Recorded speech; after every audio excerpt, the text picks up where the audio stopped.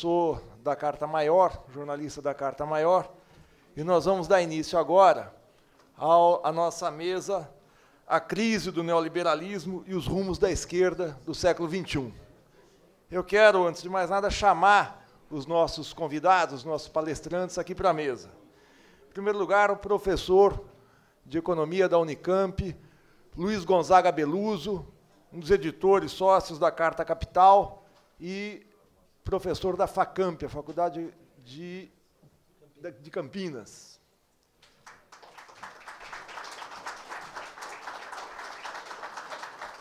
Quero chamar também o jornalista Inácio Ramonet, que é presidente do Conselho de Administração e diretor de redação do jornal Le Monde Diplomatique, na França.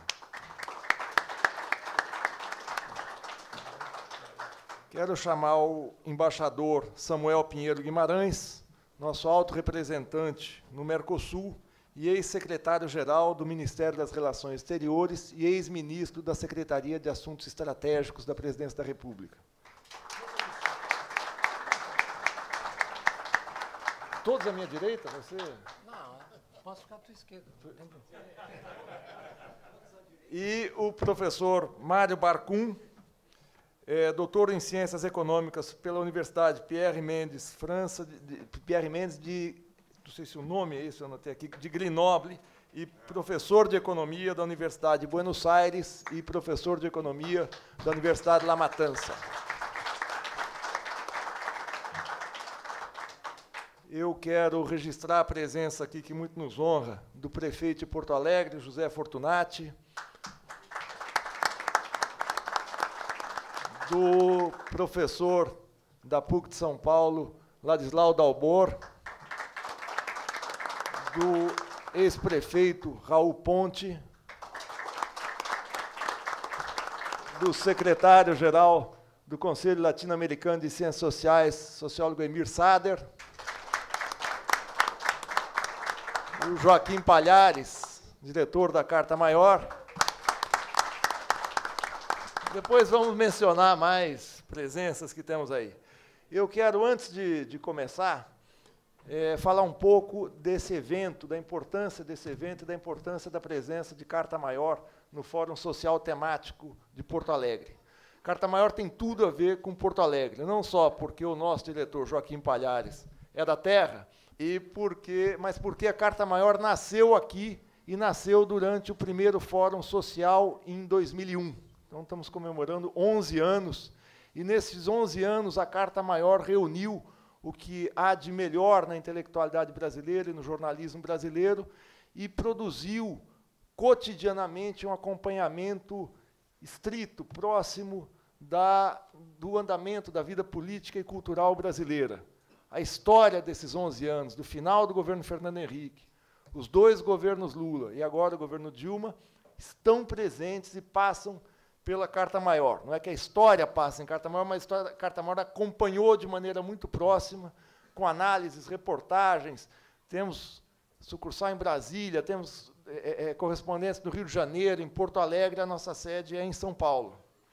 Nós hoje contamos com 750 mil visitas por mês. Se a gente colocar por dia, dá 25 mil visitas por dia.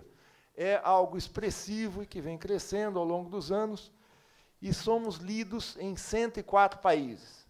Isso aí não é chute, isso o Palhares ele me mostra sempre, o acompanhamento que ele faz pelo Google Analytics, por uma série de ferramentas lá, os leitores em 104 países. Depois do Brasil, a Carta Maior é acessada, os 3 países em que ela é mais acessada, é Portugal, Argentina e Estados Unidos. Carta Maior defendeu e tem acompanhado mais estritamente alguns temas sensíveis na realidade brasileira, que fazem parte das transformações que o Brasil tem feito e procura fazer e tem que aprofundar, senão nós não vamos chegar a ser um país plenamente democrático. Carta Maior se opôs tenazmente às privatizações, à denúncia das privatizações, e agora é um aguerrido defensor da CPI da privataria. Aliás, ontem a gente teve o lançamento do livro do Amaury Ribeiro Júnior, também um debate concorridíssimo, que contou com a presença do professor Beluso, de nos sindicatos bancários, e Carta Maior defende, junto com largos setores da sociedade brasileira, a instalação da CPI da privataria. Carta Maior defende a reforma agrária, defende tenazmente a abertura dos arquivos da ditadura.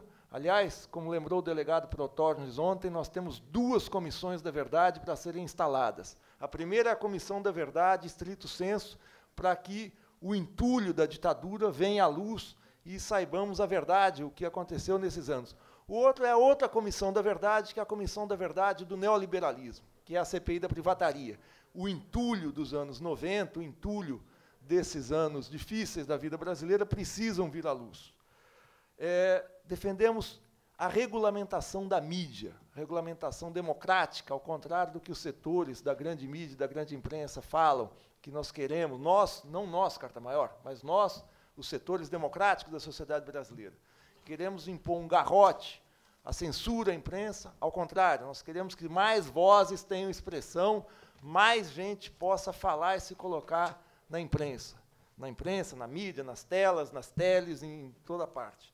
Então, defendemos a regulamentação da mídia e tivemos presente naquele acontecimento histórico no final de 2009, que foi a primeira Conferência Nacional de Comunicação, que reuniu no país todo cerca de 60 mil pessoas que defendiam essas bandeiras. E defendemos a reforma política. Eu não vou continuar falando da Carta Maior, senão vai parecer um exercício de egolatria da nossa página, do nosso portal. Eu vou dar início aos debates agora. Eu queria combinar com os palestrantes um tempo de fala que eu acho que poderia ser de 20 minutos para cada um. Né? Sim. A mesa vai dizer o seguinte: a mesa defende o stalinismo de maneira muito estrita para algumas questões pontuais. A questão pontual principal é a seguinte: tempo de fala, nós vamos ser... Claro que queremos ouvir a todos, mas nós queremos ouvir também que a gente tenha a possibilidade de fazer um debate depois. Eu digo isso não por nenhuma questão de deselegância, mas para a gente fazer o debate andar. Eu vou avisar a cada palestrante com 5 minutos e tal, para a gente dar poder ter essa continuidade do debate, que eu acho que é muito interessante, com o público. Eu vou chamar para falar primeiro os nossos convidados internacionais. Nós vamos começar com o professor Mário Barcum. Em seguida, vamos ouvir o jornalista Inácio Ramonet. Logo depois, o professor Luiz Gonzaga Beluso. E, por último, o embaixador Samuel Pinheiro Guimarães. Pode ser assim? Então, vamos começar com o professor Mário Barcum. Por favor, tem a palavra. Buen día a todos y todas. Quiero agradecer la invitación del Fórum Social. Vamos a tratar y agradecer la presencia de todos ustedes y sobre todo esta mesa tan importante de la cual me han dado la oportunidad de formar parte. Vamos a tratar de respetar las premisas del tiempo. Viniendo de Argentina es un poco difícil controlar el ego, pero vamos a avanzar sobre, y también pido disculpas por el idioma, voy a hablar en español lentamente. Primero, en la situación de la globalización, sobre todo después del año 2000, hay una modificación importante en la reproducción del capitalismo, que es el tiempo y el espacio. En el uso del tiempo y el espacio, el ciclo económico y social se ha cortado. O sea, hay 3 años generalmente de crisis y rápidamente hay 2 años y medio, 3 años de expansión. El otro elemento de la globalización es que hay una disociación muy fuerte, casi esquizofrénica, entre el sistema financiero y el sistema productivo. Eso hace que el sistema financiero se monta sobre el ciclo económico y social y toma predominancia casi de manera autónoma respecto a la actividad productiva. La otra premisa que podemos señalar es que está fragmentada en la globalización el sistema económico mundial. Esto hace que en algunos lugares el espacio, la crisis se siente inmediatamente y muy fuerte, mientras que en otros aparentemente no hay crisis y hay crecimiento. En esa fragmentación, de alguna manera, estamos nosotros en el lado positivo en este momento. Digo nosotros en sentido amplio, los BRICS y los que estamos pegados a los BRICS, que nos da mucha posibilidad, como Turquía, Indonesia, Vietnam, Argentina. Esto nos da momentos de crecimiento en donde lo que no ha cambiado es la otra premisa, es la subjetividad, o sea, yo prefiero esa palabra al discurso ideológico, pero digamos, la subjetividad del neoliberalismo todavía está vigente. No solamente está vigente en los sectores que se oponen a este colectivo, sino en muchos de nosotros, o sea, frente a situaciones de riesgo, porque en la crisis lo que se acentúa mucho es el riesgo y la incertidumbre. Frente a situaciones supuestas de riesgo e incertidumbre en el futuro, las medidas, y no solo las medidas de política económica, sino muchas veces las herramientas de política económica son utilizadas con la misma metodología del uso del poder que en los momentos del liberalismo. Por eso hay que plantearse o pararse desde otro lugar para interpretar el momento actual. Esto nos lleva a palabras como heterodoxia o palabras como cambios de paradigmas, búsqueda de nuevos paradigmas. Entre ellos algunos elementos para el proseguir ya con elementos de la actualidad. Una, no existe equilibrio en la crisis. Dos, los fondos de estabilización no llevan a la estabilización. Tres, hay una destrucción en la crisis muy grande de actividades productivas, pero sobre todo hay una destrucción muy importante de lo que sería el dinero ficticio. Se crea dinero y se destruye dinero, sobre todo en el sistema bancario internacional. Esto hace que, si nos ponemos desde el discurso de la crisis, los derivativos, los hedge funds, el sistema bancario que no respeta las regulaciones bancarias internacionales, los mercados offshore, serían los primeros elementos en donde hay una especie de coincidencia entre izquierda y derecha a ser regulados por el Estado, por un nuevo rol del Estado. Ahora, ¿cuál es ese nuevo rol del Estado neo-keynesiano, en algunos casos para la izquierda neomarxista? Es un Estado que tiene que garantizar las condiciones sociales para la reproducción del capital. Ahora, visto desde nosotros, las condiciones sociales serían garantizar posibilidades de empleo, garantizar las reivindicaciones históricas del movimiento obrero en los distintos lugares, garantizar los mitos y realidades de la política de cada lugar, visto desde el otro lugar, desde el otro lado, a veces con herramientas muy parecidas, como la tasa Tobin, por ejemplo, visto desde el otro lugar, es garantizar la reproducción del sector bancario, la concentración y centralización muy fuerte en el capital financiero, con destrucción de bancos y adquisición de bancos. Un ejemplo clave fue la crisis del 2007-2008, que ahora se reproduce, y el sometimiento político de los sistemas estatales. O sea que hay un cuestionamiento en la crisis de las funciones y de la manera en que se presenta la democracia. Frente a eso vamos a nuestra realidad concreta. Yo tendría que hablar desde Argentina o desde el vínculo de Argentina y Brasil porque en parte para eso me convocaron. Me parece que en la crisis nosotros estamos muy pegados a la realidad de Brasil.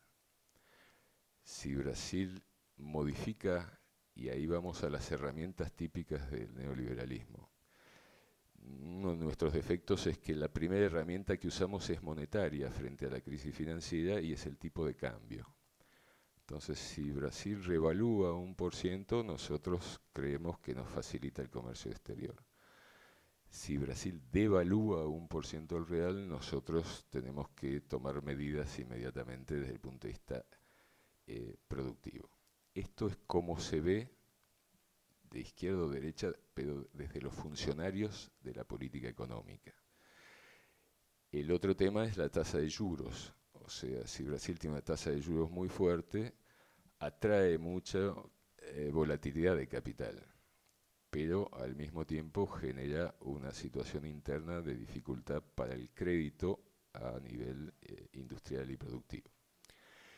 En ese debate, nosotros creemos que, primero, quiero dejar claro que desde el punto de vista antropológico-cultural, nosotros tenemos que estar con Brasil, y Brasil también con nosotros, o sea, somos la región. En la globalización se ha regionalizado el poder, o sea que para pararse en la negociación internacional es por regiones de tamaño continental. Y el otro punto, entonces, ya la política económica es cuál es la tasa óptima de crecimiento. Para mantener las relaciones sociales es mejor, en caso latinoamericano actual, gobiernos por lo menos de izquierda en el discurso o de centro izquierda en la política, que necesitan una fuerza muy grande de seducción a nivel popular, porque la rotación electoral, por lo menos en Argentina, es cada 2 años. Entonces, cada 2 años hay que ganar las elecciones. Eso implica que la seducción a veces es con criterios de verdad y memoria, como acá se planteaban, o a veces con criterios de simulación. O sea, simulamos que todo anda bien, aunque las cosas a veces no andan todas bien. Esto lleva también a la necesidad de liderazgos muy fuertes. Generalmente en nuestros países los liderazgos provienen de los partidos políticos, pero en la globalización ha habido un desmerecimiento de la política. Nosotros, después de la crisis del 2001-2002, nos ha costado mucho remontar esa situación, sobre todo porque la juventud no reconocía el rol de la política como la entendemos nosotros, o sea, las personas, adultos mayores, digo yo. Pero eso ha implicado una tarea muy importante desde el punto de vista de la actividad política. Pero una actividad política con partidos políticos fragmentados.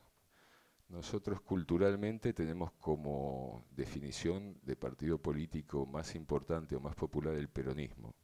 Ahora, el peronismo es una diversidad muy grande. No me quiero meter en la realidad brasileña, pero digamos el PT tiene más capacidad de partido, a pesar de que también tiene una diversidad muy grande adentro de lo que es el peronismo. Ahora, nuestro peronismo actual, después de la crisis de 2001-2002, ha trabajado fundamentalmente sobre los sectores de base, o sea, ha tratado de mejorar materialmente la situación de los sectores más desposeídos. Lo ha conseguido con muchas medidas que son similares a las de Brasil. O sea, la legislación, a veces copiamos la legislación brasileña.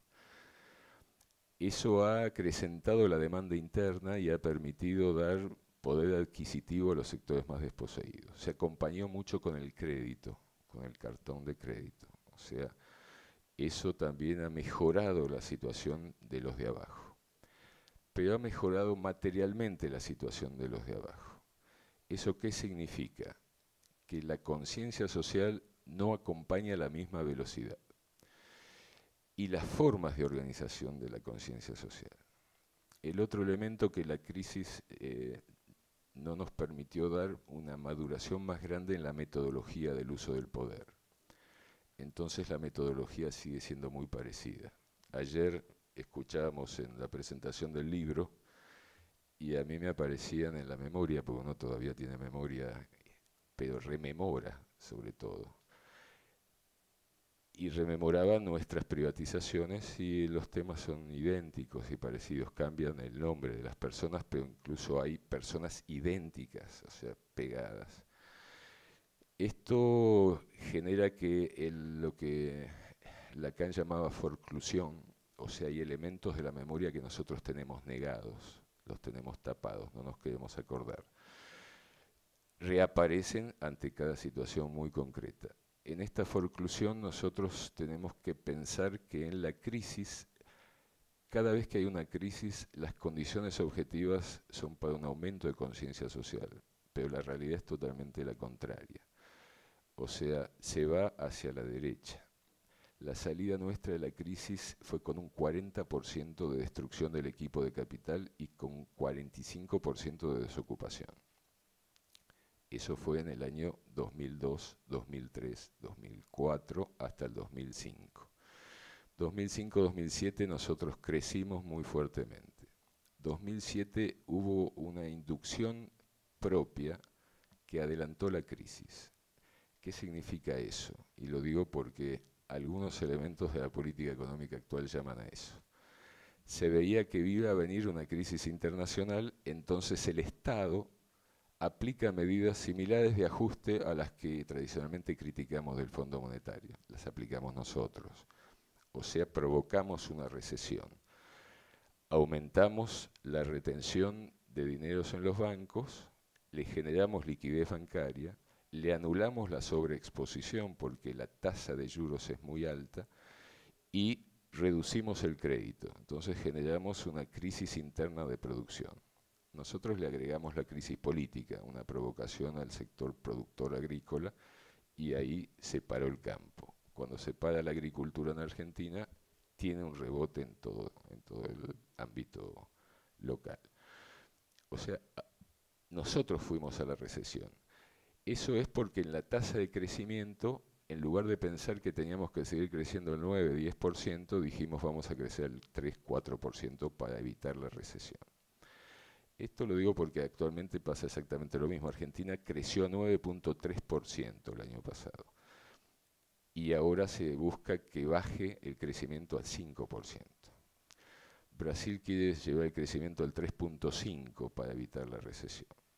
Yo creo que ese es un error metodológico muy importante de la política económica, que hay que hacer todo lo contrario, aumentar la ocupación, aumentar la demanda interna, trabajar en común, y para eso ofrezco algunas medidas entre Argentina y Brasil para el proteccionismo y la discusión internacional, que serían, por un lado, nosotros tendríamos que tener un tipo de cambio en común, no idéntico, pero sí una banda de tipos de cambio.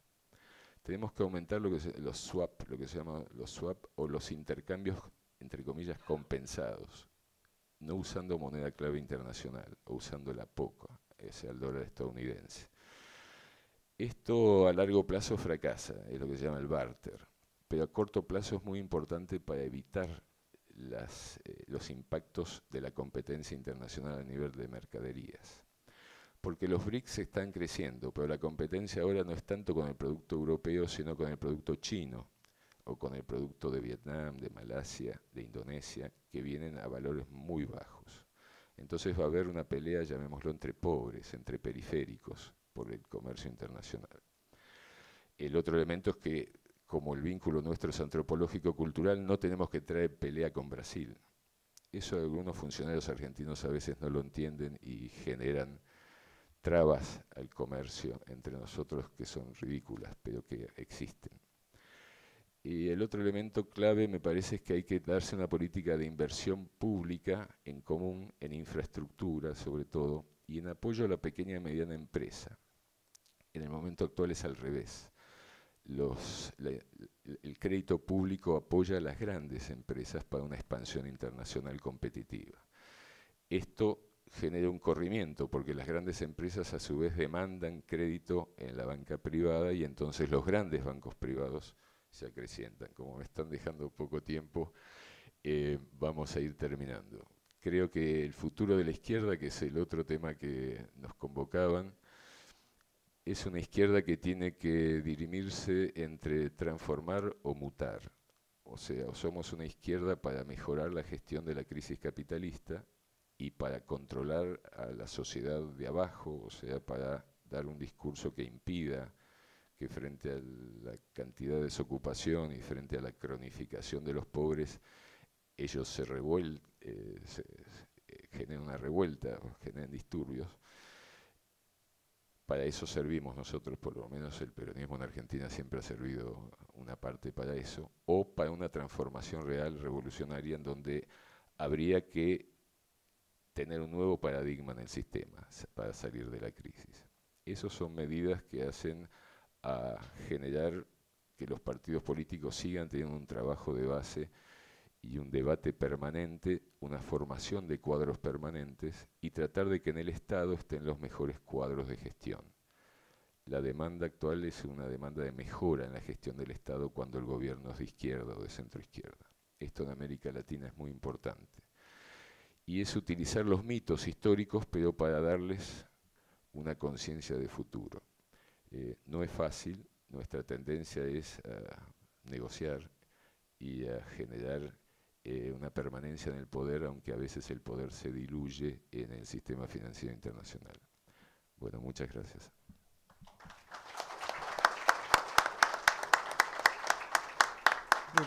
Muito obrigado, professor Mário. Professor Mário falou, antes de encerrar o tempo, que é exemplo para gerações futuras aí, muito importante. Eu quero, antes de passar a palavra para o jornalista Inácio Ramonet, dizer o seguinte, até pela presença do professor Mário Inácio Ramonet, dizer que Carta Maior também é uma aguerrida defensora da integração, especialmente latino-americana. Eu também quero, foi um lapso aqui, agradecer a Associação dos Juízes do Rio Grande do Sul, na pessoa do seu presidente, o desembargador João Ricardo dos Santos Costa, pela cessão desse espaço, pela gentileza com que acolheu a nossa demanda aqui para realizar o debate. E mencionar a presença do nosso companheiro, amigo, Martim Granovski, que é um jornalista do Página 12, da Argentina, parceiro do Carta Maior. O Martim Granovski é um dos jornalistas mais prolíficos que eu conheço. Eu recebo o mailing dele, sempre com 1 ou 2 notícias por dia, e eu falei para ele ontem que eu sempre achei que fossem 2. Um era o Martim e o outro o Granovski, tal a produção do Martim, que é impressionante. Como se dizia antigamente, sem mais delongas, vamos passar a palavra para o jornalista Inácio Ramonet. Por favor, Inácio. Eu aviso com 5 minutos antes de terminar. Muy bien, muchas gracias. Bueno, yo también quiero darle las gracias a Joaquín Pallares, presidente de Carta Mayor, por haber tenido la gentileza de invitarme a tomar la palabra aquí. Me disculpo también porque hablo en español y espero que se me entienda. Yo creo que el buen título de esta intervención, de esta reunión de esta mañana, no es la crisis del neoliberalismo y los rumbos de la izquierda. El título más exacto, en mi opinión, sería la crisis de la izquierda y la energía del neoliberalismo, la neoenergía del neoliberalismo. Porque esa es la realidad a la que estamos enfrentados. Evidentemente, yo voy a hablar más de Europa, igual que nuestro amigo Mario habló más de América Latina y más bien del Cono Sur, pero la idea que tenemos en Europa es que efectivamente hubo la ilusión de que el neoliberalismo entraba en crisis cuando se derrumbó la Lehman Brothers, ¿verdad? El 15 de septiembre del 2008. Como ya venía desde el 2007 la crisis de las subprimes, de las hipotecas basuras, cuando se cae la Lehman Brothers, todo el mundo piensa que se termina el ciclo neoliberal. Ciclo neoliberal empezado en 1980 en torno a la presidencia de Reagan y la simultaneidad de la señora Thatcher en el 79. Entonces se piensa que se terminan 30 años, digamos, del ciclo neoliberal. ¿Quién lo piensa? No solo nosotros desde, digamos, la crítica de izquierda, sino que lo piensan los propios políticos conservadores.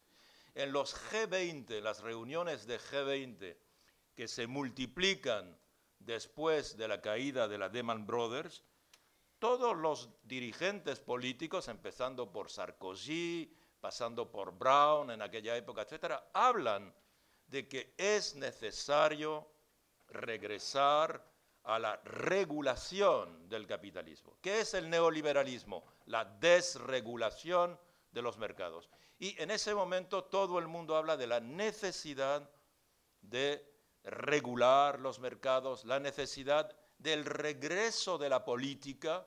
Hay una idea de que la voluntad política puede volver a controlar los mercados, a poder llevar a cabo políticas que disciplinan a los mercados para evitar precisamente que se derrumbe el capitalismo. En aquel momento se habla de crisis sistémica, es decir, no es la crisis de los bancos o no es la crisis de las hipotecas o no es la crisis de las bolsas, es una crisis de todo el sistema, de todos los elementos que componen el sistema capitalista. Y repito, no lo pensamos nosotros simplemente desde la oposición crítica, lo piensa el propio establecimiento político conservador. Y en realidad, después de esa ilusión, los gobiernos mismos, a partir de ese momento, el gobierno francés, el gobierno norteamericano, el propio Bush, que aún gobernaba en ese momento, aplican políticas neokeynesianas. ¿Ustedes recuerdan? Bush nacionaliza la General Motors, nacionaliza, cosa que pensábamos que solo desde la Unión Soviética de los años 17 se empezó a nacionalizar. Eso no existía antes. Y por consiguiente hay la idea de que ahora los gobiernos, aún los más neoliberales, deben llevar a cabo políticas voluntaristas neokeynesianas.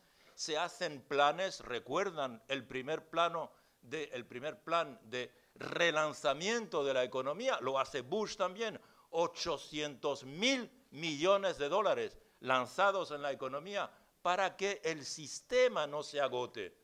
Hay políticas, el sistema no se asfixie, el sistema de crédito no se asfixie.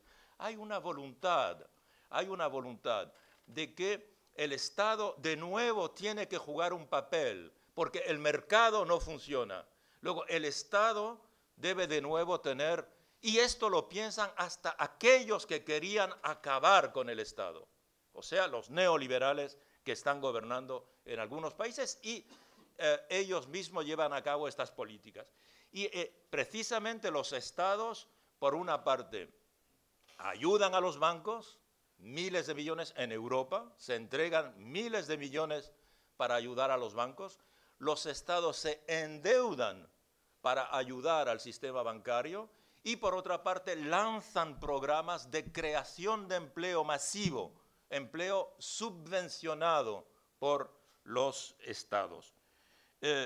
Pero en muy poco tiempo, ahora, es decir, en el plazo de 3 años, hemos visto que todas esas medidas, en particular en Europa, pero también en Estados Unidos, se han vuelto contra los estados. Los mercados han conseguido reponerse y en este momento los mercados están de nuevo teniendo una supremacía tal que ya en las reuniones, en las cumbres del G20, ya no se habla de políticas neokeynesianas, ya no se habla de regular a los mercados, ya no se habla del regreso de la voluntad política y el regreso del Estado. Al contrario, estamos viendo en Europa en particular cómo los mercados han vuelto a dictar las políticas a los gobiernos.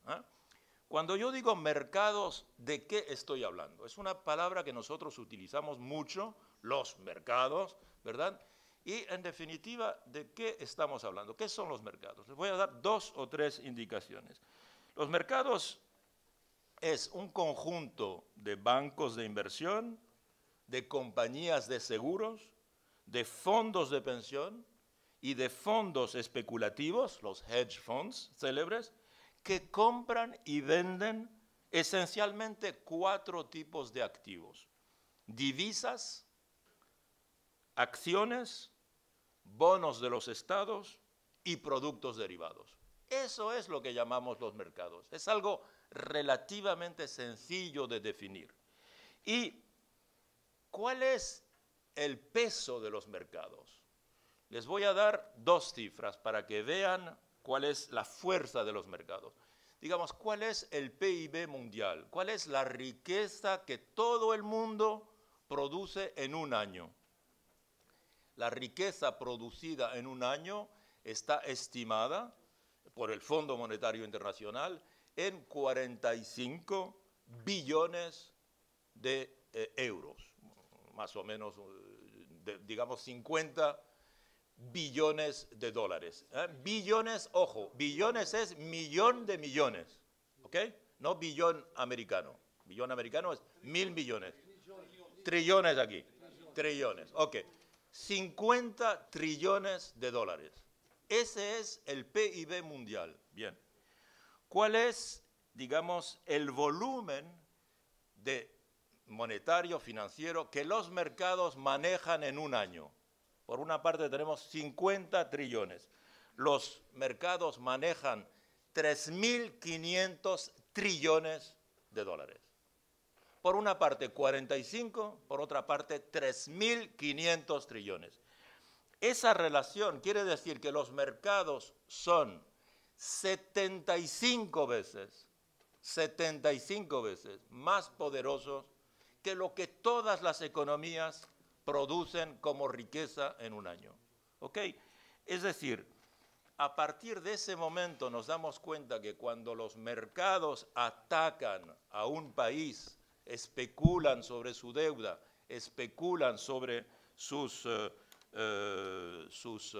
propios elementos financieros, hay poca posibilidad de resistir a los mercados. Y en general, digamos, también es importante saber que cuando decimos los mercados, en general pensamos, en todo caso, yo siempre pienso que son como actores extranjeros. Si uno es brasileño y dice los mercados atacan el real, por ejemplo, pues pensamos que los mercados son los mercados extranjeros, pero no es así, porque, por ejemplo, digamos, hablo bajo el control de economistas, ¿quién posee los bonos del Estado brasileño? ¿Quién posee los bonos del Estado brasileño? No el Banco de Taiwán o el Banco de China o el Banco de Francia, los poseen los bancos brasileños. Quien más compra deuda nacional son los establecimientos financieros nacionales.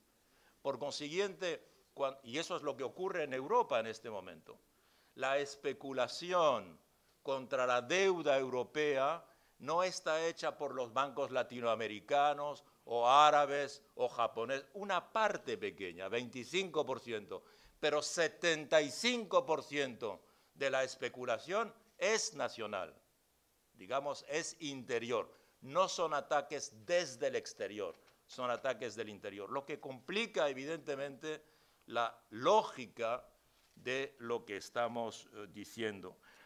Pero por otra parte también para crear liquidez, porque los bancos están muy mal, por ejemplo, en este momento el Banco Central Europeo le presta a los bancos a un interés de 1%. Ustedes saben eso, ¿verdad? El Banco Central Europeo le presta a los bancos europeos al 1%. Y los bancos europeos compran deuda europea y esa deuda europea está retribuida al 6,5%. Es decir, que cada día los bancos ganan 5,5% únicamente comprando deuda europea. En el caso 5,5%, en el caso de Italia y de España, el caso de Grecia, la deuda de Grecia, como saben, vale 22%, bono basura, ¿no? Bien, o sea que estamos en un contexto en el que, por otra parte, interviene un nuevo actor que ustedes han conocido muy bien aquí en América Latina y que son las agencias de calificación. Las agencias de calificación, que son tres, como saben, la Standard & Poor's, la Moody's y la Fitch, son agencias que van a decir cuál es la credibilidad, ¿no? O cuál es la solvabilidad de un país o de una empresa, pero también en este caso de un país. Y en función, evidentemente, de la nota que da el país, en función de la nota que da esta agencia, ese será el valor que habrá que pagar por la deuda. Y la nota de las agencias es como palabras de evangelio. Todos los especuladores es lo que aceptan, evidentemente. De ahí que hoy día en Europa, efectivamente, estos elementos, es decir, la intervención del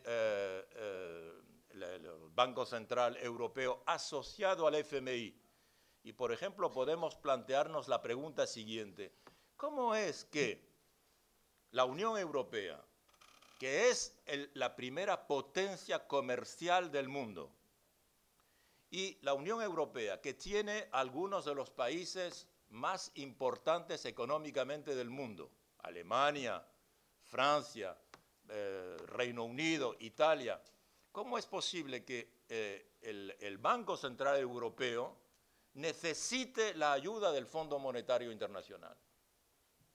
Técnicamente, el Banco Central Europeo no necesita la ayuda del Fondo Monetario Internacional, técnicamente, porque tiene dinero y reservas suficientes para actuar. Necesita el Fondo Monetario Internacional para imponer políticas de ajuste estructural que el Fondo Monetario Internacional sabe aplicar con mayor severidad que el Banco Central Europeo. Es decir, el recurso al Fondo Monetario Internacional es un recurso político, no técnico. Es para que el Fondo Monetario traiga su larga tradición de disciplina fiscal aplicada a los países europeos. Es para intimidar a los países europeos, como lo estamos viendo actualmente. ¿Cuál es la consecuencia de esto? Es que todos los gobiernos de derecha y de izquierda, y sobre todo de izquierda, han aceptado estas lógicas. Y la izquierda socialdemócrata en general no ha tenido ninguna imaginación, ningún recurso, ninguna idea para oponerse a estas soluciones. Y curiosamente, los países que más castigados han sido por el Banco Central y el Fondo Monetario son los países gobernados por la izquierda. Grecia, Portugal, España, países gobernados por una cierta izquierda, que han perdido el poder. En lo que va desde que empezó la crisis, esencialmente hace un año y medio, desde un año y medio, la crisis de la deuda soberana europea, ya han caído 8 gobiernos en Europa. 8. El último es, evidentemente, Finlandia. Ha caído el gobierno de Portugal, Irlanda, Dinamarca, Eslovaquia, Grecia, Italia y España. En el caso de Grecia y de Italia, hemos alcanzado un nivel que no habíamos visto en ningún lugar, ni siquiera cuando la crisis de la deuda en América Latina. Los mercados han impuesto directamente a sus propios hombres a la cabeza de los países. Mario Monti en Italia y Lucas Papademos en Grecia. Los dos banqueros, los dos antiguos de la Goldman Sachs, los dos miembros de la trilateral. Es decir, hemos visto un fenómeno de golpe de Estado financiero actualmente dado en Europa y ninguna reacción de la izquierda de gobierno. Solo reacción de la sociedad, que como lo decía Mario antes, se manifiesta de dos maneras. Por una parte, una huida hacia la extrema derecha, una subida general en Europa de la extrema derecha, en particular en Grecia, donde la crisis es mayor, y en particular también en Italia, evidentemente, en Grecia, donde la extrema derecha antisemita, racista, está en el gobierno, ha entrado en el gobierno, y apoyado por el Banco Central y por el Fondo Monetario Internacional, y por otra parte, un alejamiento de la política por parte de la sociedad. Los indignados, ¿verdad? Es decir, que se manifiestan no solo en Europa, el rechazo de la política es hoy una de las características del mundo en el que vivimos, de Chile a Israel, pasando por Estados Unidos, Londres con su amotinamiento que hubo el verano pasado, y en muchos lugares de América Latina igualmente, y Occupy Wall Street en Estados Unidos. O sea, tenemos hoy una crisis, evidentemente, en la que el único que se está portando bien es el neoliberalismo, mientras que la política, la democracia, en definitiva, y las sociedades están padeciendo una crisis de la que no sabemos exactamente cómo salir. Muchas gracias.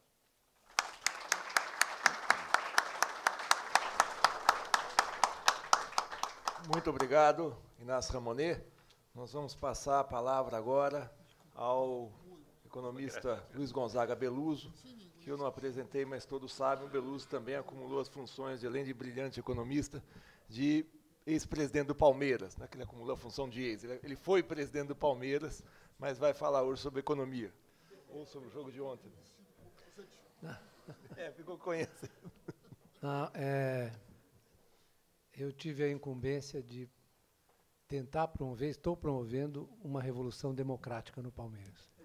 Contra os poderes constituídos, nós estamos batalhando pelas eleições diretas e pela democratização do poder no Palmeiras, né? Isso é uma luta micro, né? Mas ela é importante porque ela é simbólica, né? Um clube muito conservador como é o Palmeiras, né, está tendo um movimento de sublevação dos sócios e das massas contra as oligarquias constituídas. Mas é verdade. Não é que eu seja o chefe disso, eu sou só um soldado dessa luta. Eu sou só um soldado da luta, não sou um chefe. Mas eu tive a felicidade de ser precedido por duas exposições magníficas sobre a crise, de modo que eu posso pular alguns aspectos que já foram bem tratados pelos meus antecessores e me concentrar na questão das alternativas da esquerda, né? Ontem eu disse na entrevista coletiva que nós demos, né, que os governos, ao socorrer os bancos, nada mais fizeram do que cumprir os seus desígnios. Eles estavam obrigados a fazê-lo por conta do caráter coletivo da gestão capitalista que é exercida por essas instituições, né? Eles são os gestores do crédito e, portanto, da forma social que a riqueza adquiriu com o desenvolvimento do capitalismo. Desculpe, esse meu telefone ele insiste em tocar quando eu estou falando, né? Outro dia eu estava indagando da senhora Lagarde por que o Fundo Monetário Internacional foi tão omisso e o telefone tocou na hora, né? De modo que, então eu dizia que no coração da crise, como disse o Ramonet, né, como insistiu o Mário, está uma crise financeira, não é? Uma crise da finança. Mas será que é uma crise da finança mesmo? É uma crise da forma que o capitalismo adquiriu no seu desenvolvimento ao longo dos últimos anos. Não vamos nos esquecer, eu acho que o Ramonet vai se lembrar, que os sistemas financeiros que nasceram no pós-guerra, todos eles eram sistemas financeiros voltados para a acumulação primitiva, por conta das políticas econômicas que eram voltadas para o emprego, para a renda e para a proteção social. Então, os sistemas financeiros eram regulados. Muita gente se esquece que os Estados Unidos tinham o Regulation Q, regulação Q, que tabelava as taxas de juros, tanto as passivas quanto as ativas, ou seja, tanto as que os bancos tomavam, quanto, aliás, o Roosevelt proibiu que os bancos cobrassem juros sobre os depósitos à vista. Então, a transformação foi uma coisa brutal, né? Então, quando nós falamos do neoliberalismo, nós estamos falando de uma alteração completa nas estruturas, nas formas de acumulação e nas formas de exercício do poder capitalista, né, que foram, na verdade, caminhando cada vez mais em direção ao poder privado. Qual poder privado? Né? Quando a gente fala da crise da finança, nós estamos escondendo alguma coisa, porque não foi a crise da finança, foi a crise da forma que adquiriu a acumulação capitalista e dos mecanismos que a induziram ao crescimento. Porque as empresas produtivas também se financiarizaram. Também. Né? Todos nós sabemos, por exemplo, que hoje a ideia de governança corporativa, ela supõe o quê? Supõe o predomínio do acionista sobre as estratégias de longo prazo das empresas. Então, você botou as empresas, na verdade, na busca, na captura do lucro financeiro. Isso é uma coisa orgânica, que está por dentro. Né? Então, existe uma relação muito íntima entre a grande empresa e esse sistema financeiro que está aí.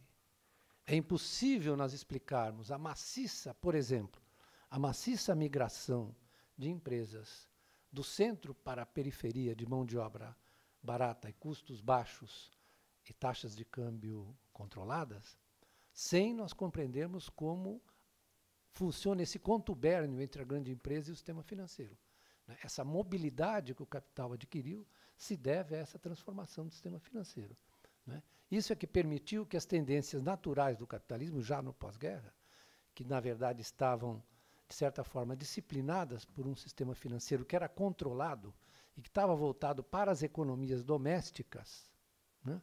Quer dizer, aquilo era uma espécie de ordem internacional em que o sistema, a economia internacional e o sistema financeiro funcionavam como de uma forma residual para permitir que as economias crescessem, que os salários reais crescessem como cresceram, né, que o investimento produtivo se ampliasse, né, que os benefícios, que os sistemas sociais e os sistemas tributários e fiscais que foram criados no pós-guerra, que eram todos eles progressivos, e o neoliberalismo foi acompanhado de uma tremenda regressividade dos sistemas fiscais, né? Sendo que os impostos diretos, não só os impostos diretos, começaram a perder peso em relação aos indiretos, significa o seguinte, que você descarregou em cima da população o peso da tributação, tirou das empresas e tirou das camadas superiores. Se vocês olharem os dados dos anos 80 para cá, sobre a participação, sobre a carga tributária dos 10% mais ricos em todo o mundo, na Europa um pouco menos, mas não tão menos, e nos Estados Unidos de uma maneira escandalosa, né? Na média, quem está na faixa dos 10% mais ricos e do 1% mais rico, pagam menos imposto que a maioria da população assalariada. Né? A média de imposto nos Estados Unidos, dessa gente que ganhou muito dinheiro agora, é de 15%. Então, tudo isso criou uma situação, né, em que as empresas carregadas para fora, os sistemas tributários destroçados, né, as rendas e rendimentos das famílias de 90% para baixo, por isso que os caras falam em 99%, né, ficaram estagnadas. Se olhar o comportamento, se nós olharmos o comportamento dos rendimentos dos 10% superiores, e pior ainda, do 1% superior, e compararmos com a média dos 90%, nós vamos olhar que, na verdade, em termos reais, de 90 para cá, a média dos 90% ficou estagnado em $43 mil ano, no caso dos Estados Unidos. E, para os de cima, o rendimento médio subiu para mais de 1 milhão, em dólares de 1993. Não é? É isso que aconteceu. Tem uma tremenda bifurcação. Como é que foi resolvido isso? Por esse aparato de poder e de controle. Foi resolvido capturando os devedores de baixa renda. Né? É o que o Samuel falou, o ninja. No income, no job and no asset. Né? Isso mostra, não é, como é o metabolismo desse sistema. Né? Não é que ele tenha uma vacina contra conceder crédito aos mais pobres. Muito ao contrário. É preciso capturá-los e submetê-los a a essa terrível máquina de acumulação para que o sistema possa sobreviver, né? Então, o que eu estou dizendo, o que eu quero dizer é o seguinte, eu disse que ia falar dos problemas da esquerda, é que nós perdemos essa batalha em no meados dos anos 70. Estou falando da esquerda mundial. E o que aconteceu? Né? Os partidos social-democratas europeus, a começar pela experiência de Mitterrand na França, em 82, né, que o professor Ramonet se lembra bem, que o Mitterrand tentou uma política de crescimento e desenvolvimento e foi obrigado a voltar para trás, né? E isso é verdade para outros. Vejam os trabalhistas na Inglaterra. Vocês acham que os trabalhistas ingleses, que o Brown, por exemplo, tem alguma coisa a ver com o Attlee? Não tem nada a ver com o Attlee, né? O Attlee foi o primeiro-ministro inglês depois da guerra. Foi eleito, ganhou a eleição do Churchill, né? Ganhou porque aquela sociedade estava prenhe de um desejo de transformação. E nós perdemos isso em 1970. Né? Foi uma enorme capitulação. Nós precisamos fazer autocrítica. Nós, estou falando nós, como é que eu posso falar nós? Né? Porque eu, modestamente, me incluo nessa corrente que acha, né, que a economia deve aos cidadãos uma vida boa e decente. É isso que eu acho. E eu acho que, na verdade, é possível se aproveitar aquilo que o capitalismo constitui em matéria de produção de riqueza, socializando as formas de controle e de distribuição. E nós devemos começar a discutir o quê? Discutir qual é o ponto central dessa maquinaria. É o sistema financeiro. Porque se a forma capitalista de existência mais extrema do capital, é o que o Marx diz, é o capital par excellence, né? Diz ele no Capital. Tem muita gente que não leu o terceiro volume, então não sabe direito o que ele está falando, né? Não passa do prefácio. Mas todo mundo fala. Nós estamos falando hoje sobre um cidadão que falava sobre Marx, diz que o Marx não sabia nada sobre dinheiro, só falou sobre esse assunto. Falou o tempo inteiro sobre esse assunto, só discorreu sobre esse assunto. Né?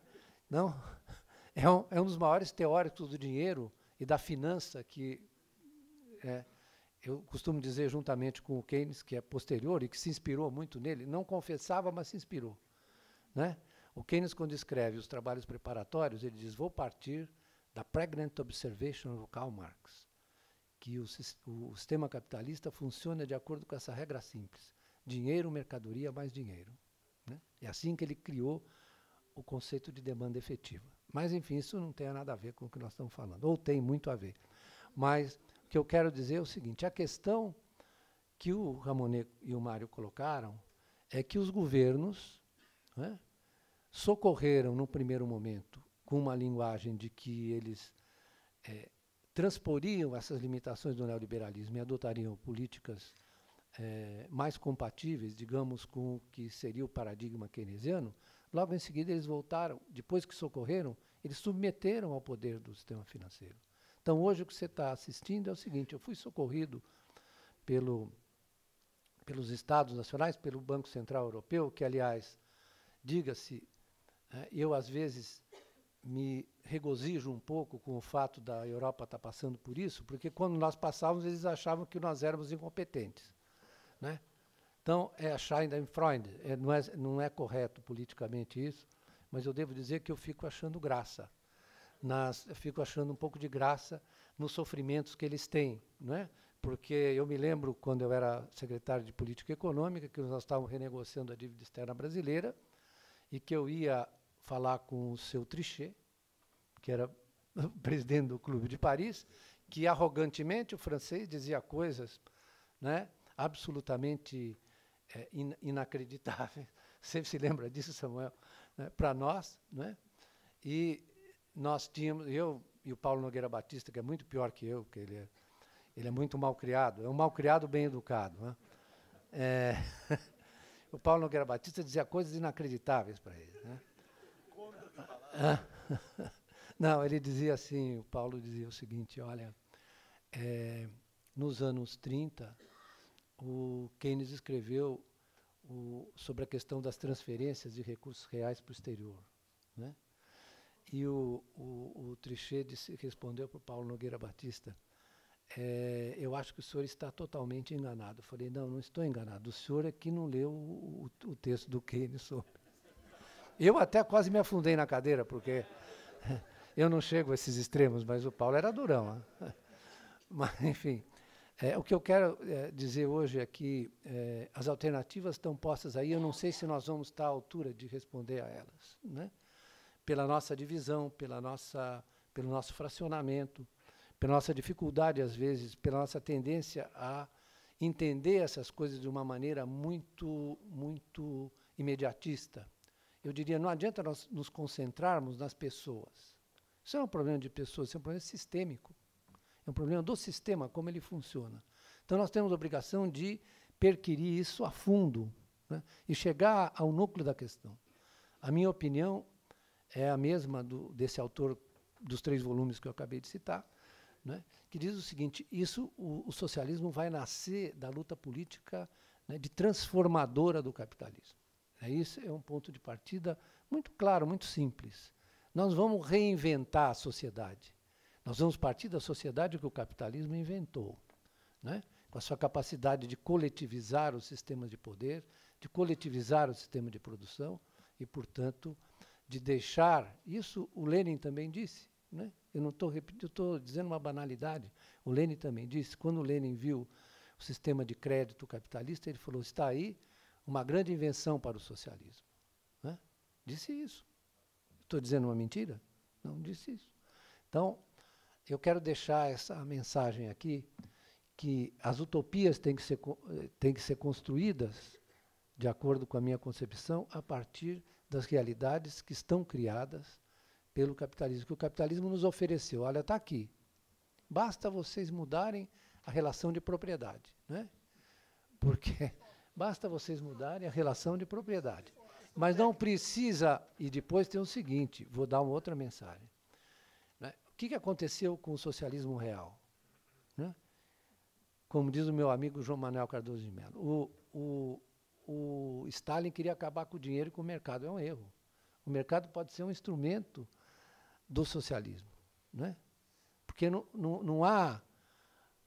devemos confundir o mercado com o capitalismo. O capitalismo usa o mercado, né? É a forma mais conspícua de fazer o mercado se desenvolver, né? Mas o mercado não se confunde com o capitalismo. O capitalismo é um sistema de poder, de controle e de acumulação ilimitada, né? Nós temos que controlar os elementos que produzem esse fenômeno e fazer com que o mercado funcione, as relações mercantis funcionem para o bem-estar da comunidade. É isso aí. Muito obrigado.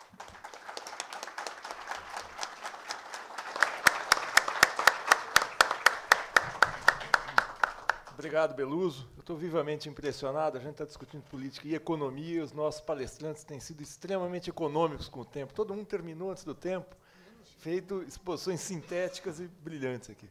Vamos passar, então. Assustou. Vamos passar aqui para o embaixador. Não chegamos a tanto. O embaixador Samuel Pinheiro Guimarães aqui. Por favor, embaixador.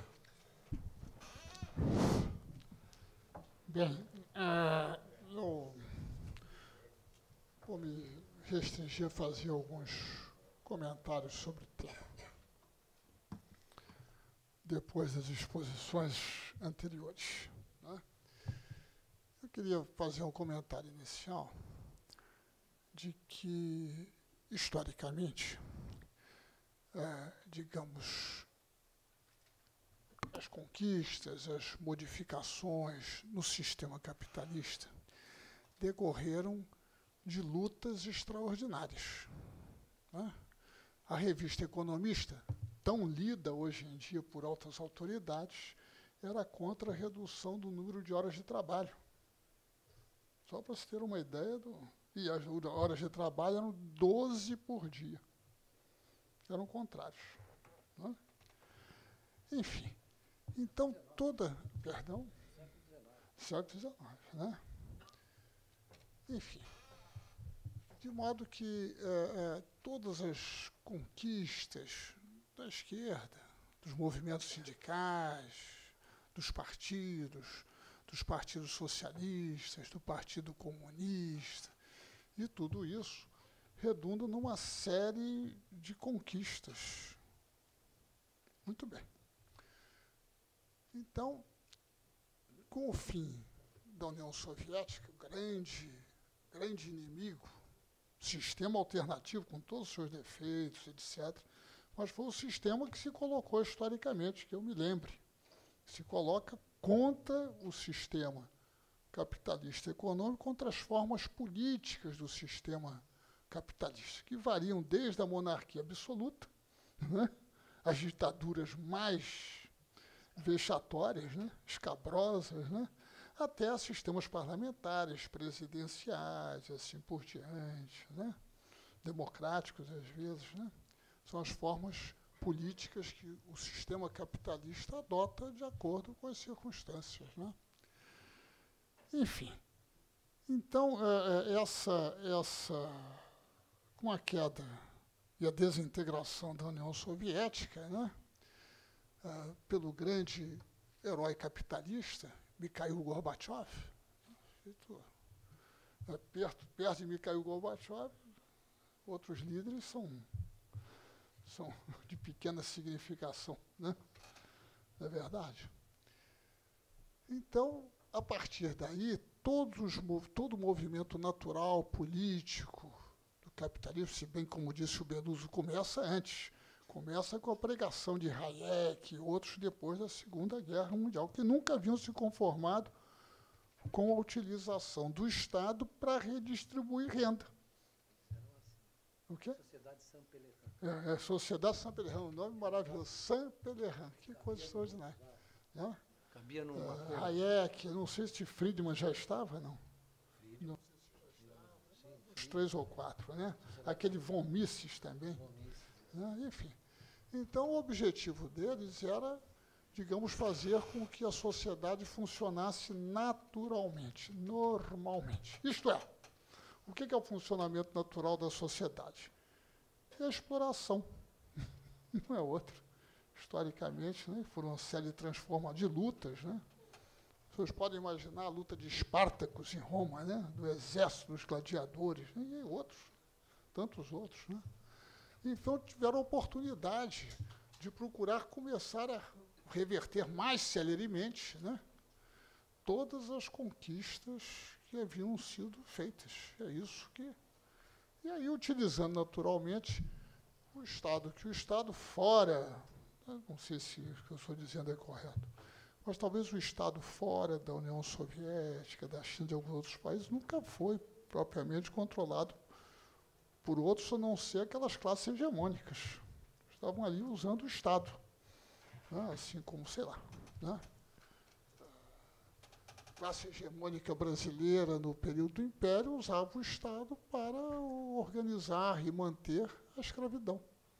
Né, e assim por diante. Aquilo ali são as mesmas pessoas, não tem o Estado como... Tem um sociólogo aí que achava isso, né, que o Estado e sociedade civil, isso é uma besteira, na minha opinião, de dimensões continentais. Né? Não existe o Estado e a sociedade civil. O Estado é a expressão das classes hegemônicas, não sei se eu estou me expressando corretamente, mas daquelas classes dominantes, hegemônicas, como você quiser. Né, que controlam a sociedade naquele momento e controlam também o Estado. Né? E que por isso é que, digamos, dizer que os governos foram vencidos pelo Estado, eu tenho certa dificuldade, acho que, porque os governos representam esses interesses, não representam outros interesses. Às vezes podem ter políticas por razões de conveniência, até por uma certa lucidez, achar que é melhor fazer um pouquinho de distribuição, né? Porque senão a coisa pode engrossar o caldo, né? Em demasia. Né? Então, perdão? O problema da luta de classe. Fica me chamando para essas posições extremadas. De toda forma, né? Então, isso aqui. Então, que nós digamos, em determinados momentos, de repente, como disse o professor Ramonet, né, de repente surgem situações assim, de dificuldades e surgem vozes pedindo a intervenção do Estado, né, para, digamos, reduzir o grau de insatisfação social e política. Mas logo depois as coisas melhoram um pouco e volta de novo a mesma quantidade. O objetivo final é acabar com a legislação que, de uma forma ou de outra, redistribui renda, né? Ou através dos programas chamadas, no Brasil, como é que chama? Políticas públicas, né? Políticas públicas e outras coisas desse tipo, né? Acabar com isto aí e acabar com a legislação do trabalho.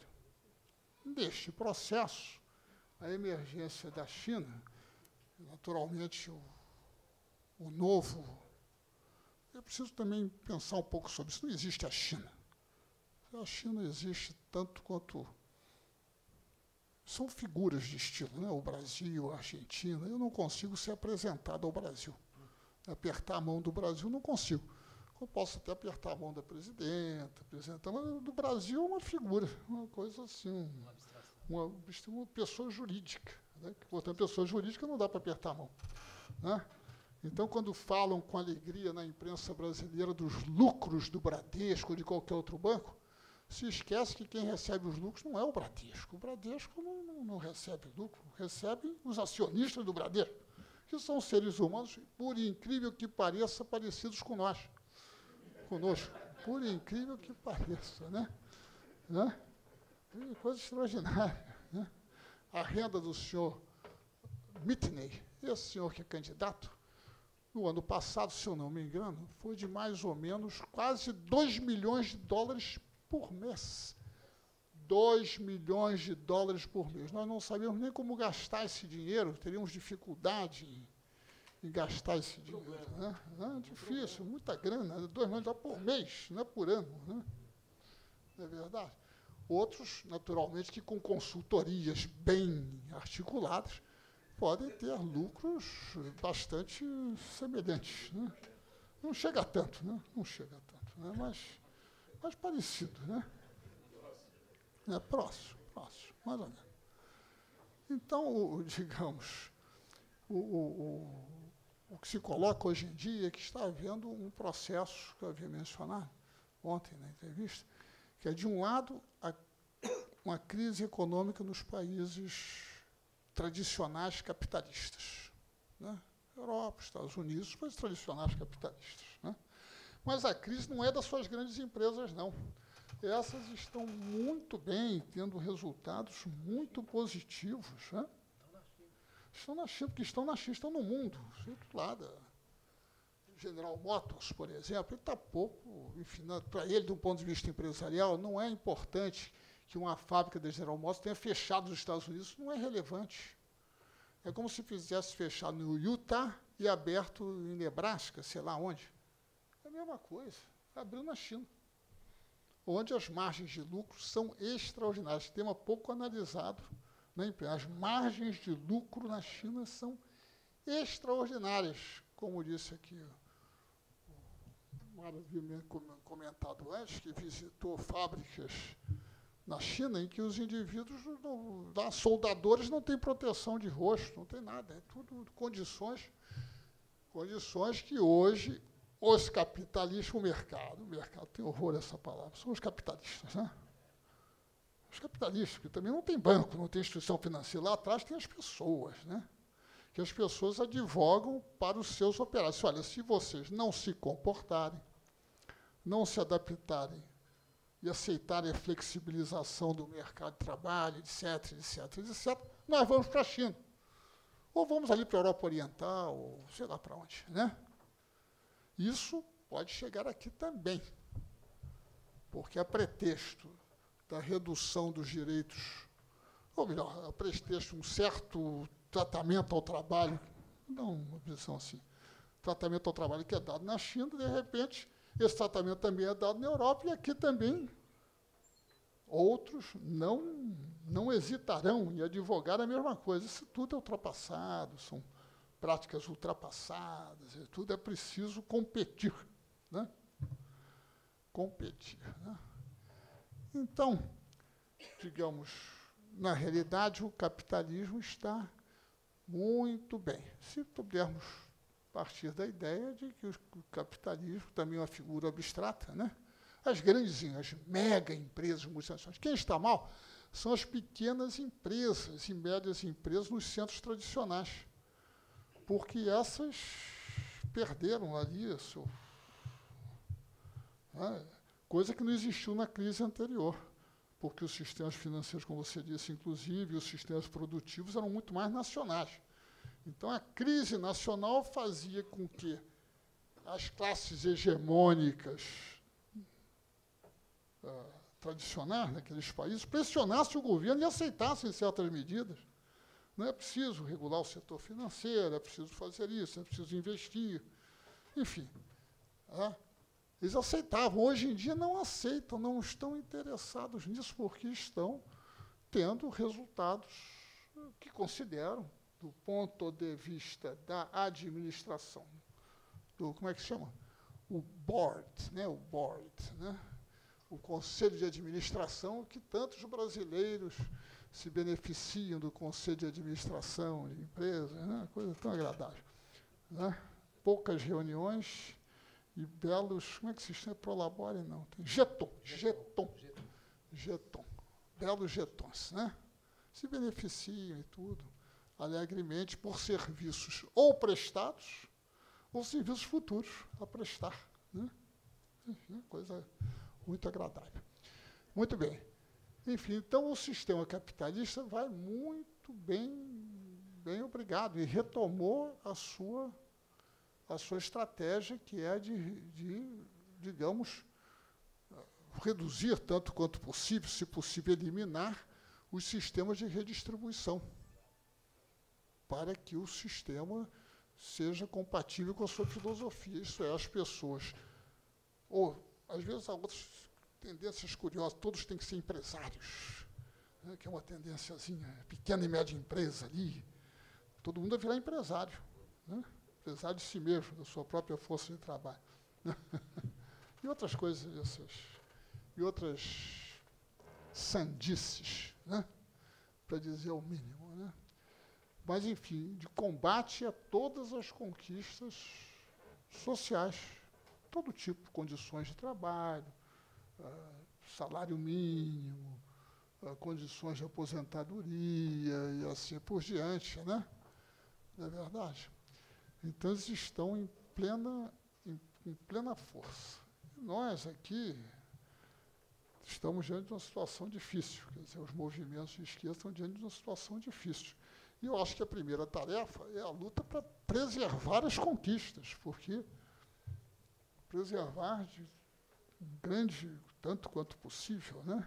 Tanto quanto possível, não, o máximo possível, as conquistas que não são resultado, são resultados de séculos de luta, né? Não são décadas, são séculos de luta, né? Eu acho que o capitalismo estará profundamente empenhado em que o socialismo não nasça do capitalismo. Está profundamente empenhado, né? E sempre esteve, sempre esteve, mas agora está. Não, mas agora não. O que eu estou querendo dizer é que não é uma coisa que se desenvolve. Não, o que eu estou querendo dizer é uma coisa muito menos automática, ou muito menos, digamos, um processo natural que vai ocorrer, não, é um processo de luta, como disse o querido camarada Beluso. Não gostou, né? De luta de classe. Quem manda você falar em luta de classe? Luta de classe. Por que você fica falando luta de classe? E é o quê? É isso mesmo. Fica falando luta de classe, fica falando o terceiro volume do Capital e tal, e depois não quer. Depois não quer. Tá bom, companheiro. Serve, companheiro? Aí já vai mais, vai mais. Fica mais moderno. Mais moderno. Não, Tobalho não, também assim demais. Mas, enfim. Então, de toda forma, quer dizer, esse é um processo que nós estamos vivendo hoje. Quer dizer, na minha opinião, uma grande investida, né, das forças, das classes hegemônicas tradicionais contra as conquistas aí de todo tipo. Aí vale tudo, né? Vale Bolsa Família, como é que se chama? As madres, como é que é? Assignação familiar, vale tudo. Todas as assignações por erro, vale tudo. Há um ataque que ele vai, né, ele pega uma coisa um dia, é contra as cotas na universidade, é contra isso, é contra aquilo, e vão, né, de todas as formas, procurando eliminar essas conquistas, né? E essa tarefa de resistir a isso é uma tarefa complexa, mas ela, naturalmente, é uma tarefa de todo dia, né? Tarefa cotidiana. Enfim. Então, para que eu não fique numa posição inferior dos meus colegas de mesa, eu vou encerrar aqui, faltando, sei lá. 2 minutos e meio. Faltando 2 minutos e meio. Obrigado pela atenção.